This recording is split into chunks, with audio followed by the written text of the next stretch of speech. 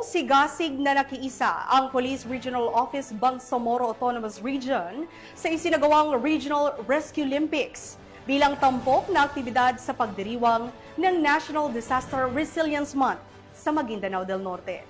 Nakatutok dyan si Patrolwoman Judy Ann Alibo.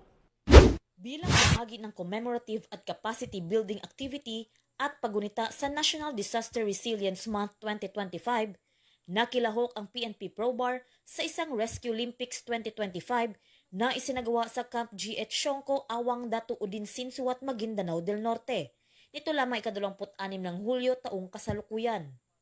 Naging pangunahing kalahok sa naturang patimpalak ang rescue units at emergency teams tulad ng PNP, BFP, Philippine Coast Guard at Philippine Army, na dinaluhan din ng mga opisyals galing sa iba't ibang ahensya ng pamalaan. Sa aktibong suporta ni Police Colonel Armando F. Mena, Chief Regional Community Affairs and Development Division, at Director Joel Q. Mamon, Regional Director, Office of Civil Defense BAR. Ang Rescue Olympics ay isang paligsahan para sa mga first responders upang paunlarin ang kanilang kakayahan sa search, rescue at disaster response.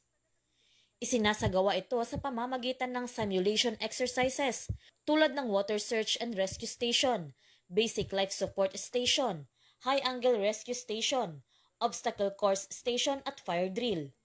Tumanggap naman ng token of appreciation ang bawat kalahok upang gantimpala sa kanilang pagpapamalas ng galing, lakas at liksi upang malagpasan ang bawat nakahandang simulation exercises.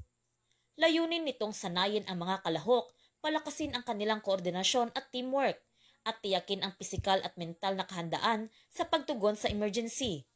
Mahalaga ito upang mapaunlad ang kahusayan ng responders, maiwasan ang malaking pinsala at mapalaganap ang kultura ng kahandaan sa mga komunidad.